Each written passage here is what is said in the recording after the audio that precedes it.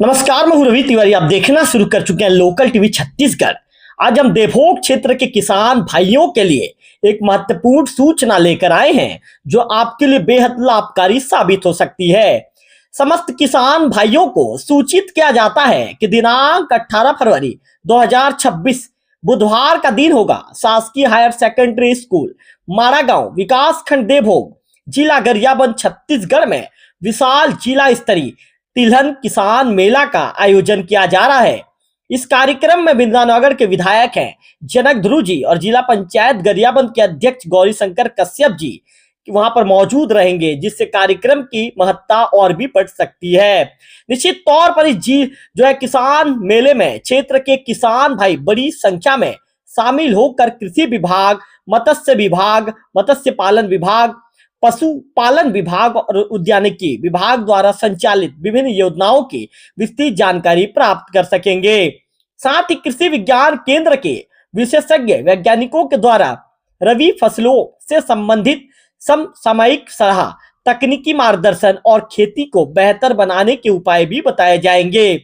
यह मेला किसानों के लिए नई तकनीक, योजनाओं और सरकारी सुविधाओं से जुड़ने का सुनहरा अवसर होगा। इससे न केवल खेती को उन्नत बनाने की दिशा में मार्गदर्शन मिलेगा, बल्कि किसानों की आय बढ़ाने और आधुनिक कृषि अपनाने में भी मदद मिलेगी। ऐसे में सभी किसान भाइयों से हमारी भी अपील है कि अधिक से अधिक संख्या में इस जिला स्तरीय किसान मेला में उपस्थित होकर कार्यक्रम का अवश्य लाभ लें। तो इस मामले को लेकर जो हम ललित यादव जी हैं फोन लाइन पर, उन्हें जोड़ना चाहेंगे और उनसे बातचीत करेंगे कि आखिर यादव जी क्या कहना चाहेंगे, यादव जी क्या जानकारी देंगे।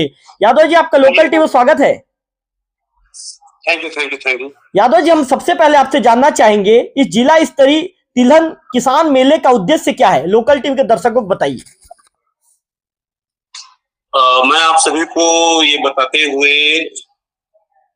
ये कहना चाहूंगा, ये अत्यंत हर्ष की बात है कि देवभोग के किसान भाइयों द्वारा तिलहन के क्षेत्र में स्पेशली मूंगफली की खेती यहाँ पे बहुतायत मात्रा में करते हैं। इसी के क्षेत्र में हमारा सबसे पहला उद्देश्य ये है कि ग्रीष्मकालीन धान के स्थान पे अन्य फसल जैसे दलहन हो गया, तिलहन हो गया, मक्का हो गया, इनको बढ़ावा देने के उद्देश्य से कार्यक्रम रखा गया है। और इसका मुख्य उद्देश्य है कि तिलहन के क्षेत्र में जिले को आत्मनिर्भर बनाने के उद्देश्य से कार्यक्रम आयोजन किया गया है। कल का कार्यक्रम जो है ग्राम पंचायत माड़ागांव हायर सेकेंडरी स्कूल में आयोजित होगा। इसमें कृषि विभाग के साथ साथ अन्य विभाग जैसे पशुपालन, उद्यानिकी, मत्स्य पालन के भी अधिकारी वहां पे उपस्थित रहेंगे और वो अपने विभागों की योजनाओं से संबंधित जानकारी भी देंगे। यादव जी बताइए यादव जी, सुन रहा हूँ, बताइए। हाँ, तो मैं ये बोल रहा था जी, इसका मुख्य उद्देश्य यही है कि किसानों को तिलहन के क्षेत्र में आगे बढ़ाने के उद्देश्य से कार्यक्रम रखा गया है। क्योंकि यहाँ तिलहन के क्षेत्र में जी आगे बढ़ाने के उद्देश्य से ये कार्यक्रम रखा गया है, जिसका आयोजन कल माड़ा गांव में प्रातः 11 बजे से इसका शुभारंभ हुआ, जिसमें माननीय विधायक, जिला पंचायत अध्यक्ष महोदय एवं अन्य जनप्रतिनिधि उपस्थित रहेंगे। उनकी गरिमा में उपस्थिति में कार्यक्रम संपन्न होगा। यादव जी, हम आपसे ये भी जानना चाहेंगे किसानों को इस मेले से क्या क्या लाभ मिलने वाला है। देखिए, विभाग में बहुत सारे ऐसे स्कीम्स हैं जो चलते हुए किसान भाइयों को पता नहीं चल पाता है। तो सबसे पहला उद्देश्य वही है किसानों को योजनाओं की जानकारी मिले, और इसका मुख्य उद्देश्य यही है कि स्कीम है national mission on edible oil. तो इसमें उद्यानिकी विभाग भी इसमें सम्मिलित रहेगा, कृषि विभाग भी इसमें सम्मिलित रहेगा। तो इससे निश्चित रूप से किसानों को एक ये संदेश जरूर मिलेगा कि तिलहन के क्षेत्र में आगे बढ़े और अधिक आमदनी वो कमा सकते हैं। ग्रीष्मकालीन धान के स्थान पे आवश्यक रूप से वो तिलहन की फसल ले और अपनी आय बढ़ा सकते हैं। सर, चूंकि आप यहाँ के कृषि विस्तार अधिकारी हैं, तो वर्तमान में रबी फसलों के लिए आप देवभोग क्षेत्र के किसानों को क्या महत्वपूर्ण सलाह देना चाहेंगे। देखिए, देवभोग विकास खंड फसल विविधीकरण के लिए प्रख्यात है। यहाँ के किसान भाई जो है खरीफ सीजन में धान की फसल तो करते ही करते हैं, लेकिन धान के स्थान पे अन्य फसल जैसे रहर हो गया, मूंगफली हो गया, मक्का हो गया, अन्य फसलें भी यहाँ के किसान भाई लेते हैं। इसी के दृष्टिगत इस किसान मेला का आयोजन के लिए हमने देवभोग विकास खंड को चुना है, क्योंकि यहाँ के किसान भाई ग्रीष्मकालीन में, खासकर अभी रबी ग्रीष्मकालीन में धान ना लेकर के अन्य फसल जैसे दलहन और तिलहन फसल लेते हैं, इसलिए यहाँ के किसानों का चयन किया गया है। और स्पेशली माड़ा गांव क्षेत्र, जैसे माड़ा गांव, पुरना पानी, आपका बरही, अमाड़, करचिया, कुम्हड़ी खुर्द, इस क्षेत्रों में मूंगफली बहुतायत मात्रा में किसान लगाते हैं। तो इसका मुख्य उद्देश्य है किसान भाई जुड़े और इस मेले से अपना आवश्यक ज्ञान, जो भी हमारे जो कृषि वैज्ञानिक गण रहेंगे उनसे जो भी मार्गदर्शन रहेंगे, समसामयिक चर्चा सही फसल में जो होगी उसका लाभ अवश्य रूप से लेंगे। सर, आपसे ये भी जानना चाहेंगे, तिलहन फसलों की पैदावार बढ़ाने के लिए कौन सी नई तकनीक अपनानी चाहिए सर? देखिए, इसमें एक्चुअल में क्या रहता है, किसान परंपरागत रूप से जो तिलहन की खेती कर रहे हैं, अब नई नई तकनीक आ गया है। किसान भाई क्या करते हैं कि पहले सिर्फ जैसे मूंगफली, यहाँ बहुतायत मूंगफली की खेती करते हैं, तो उसमें ऑयल कंटेंट उतना नहीं मिल पाता है, तो इसलिए हमारे जो एक बैलेंस डोज जो रहता है, जो एनपीके की जो मात्रा जो रहती है, वो उस बैलेंस डोज के हिसाब से किसान भाई उसमें उर्वरकों का उपयोग करें। नाइट्रोजन, फास्फोरस, पोटास जो होता है, साथ ही साथ सल्फर के उसमें अति आवश्यक कंटेंट रहता है, ये न्यूट्रिएंट रहता है, तो सल्फर का उपयोग आवश्यक रूप से करें, जिससे ऑयल कंटेंट जो है उसमें बढ़ता है। ये इस सभी चीजों की जानकारी जो है कल किसान मेला में किसानों को प्रदान किया जाएगा। यादव सर, एक महत्वपूर्ण सवाल ये भी पूछूंगा, कृषि विभाग की कौन कौन सी प्रमुख योजनाएं किसानों के लिए अभी चल रही है? देखिए, सबसे पहला उद्देश्य यही रहता है कि ग्रीष्मकालीन में धान के रकबा को हमको कम करना है। सरकार का ऐसे फोकस है, इसमें इस पे 2-3 अलग अलग स्कीम भी चलती है। जैसे ग्रीष्मकालीन धान के बदले दलहन, तिलहन, मक्का हो गया। ग्रीष्मकालीन धान के स्थान पे है मूंग और मक्का को हम लगाते हैं। और ये जो स्कीम जो स्पेशली किसान मेला जो हुआ है, national mission on edible oil, इसका प्रमुख उद्देश्य यही है कि पूरे राष्ट्र को तिलहन के क्षेत्र में आत्मनिर्भर बनाने के उद्देश्य से कार्यक्रम रखा गया है। तो जिला स्तरीय कार्यक्रम गरियाबंद जिले के विकास खंड देवभोग में माड़ा गांव में आयोजित किया गया है। इसका मुख्य उद्देश्य यही है कि तिलहन के रकबा को बढ़ाना है और ग्रीष्मकालीन धान का जो क्षेत्र है उसको कम करना है। सर, एक महत्वपूर्ण सवाल, मौसम परिवर्तन का खेती पर क्या असर पड़ रहा है और किसान इससे कैसे निपटे? देखिए, मौसम, ये सारी मौसम आधारित कृषि जो हम बात करते हैं, इसीलिए देखिए मूंगफली की खेती जो करते हैं उसमें मौसम का अभी तो फिलहाल ठीक है। मौसम जो है, अगर ऐसी विपरीत परिस्थिति आती है तो मौसम पूर्वानुमान क्या क्या उसके सावधानी बरतना चाहिए, क्या नहीं होना चाहिए, इसके बारे में भी मौसम खराब होने के पूर्व में इसका सूचना प्रसारित किया जाता है, जिसमें आवश्यक जो भी किसानों को जो तैयारी जो करना है वो एक समय मिलता है, उसमें किसान उसमें कर सकता है। सर, मिट्टी जांच किसानों के लिए कितनी जरूरी है? देखिए, मिट्टी की जांच जैसे हम लोग अपने शरीर की जांच जैसे कराते हैं, वैसे ही मिट्टी की जो स्वास्थ्य है उसके बारे में जांच कराना अति आवश्यक है। हम लोगों को ये पता नहीं चल पाता है कि हमको कितनी मात्रा में रासायनिक उर्वरक डालना है, कितना कंपोस्ट डालना है।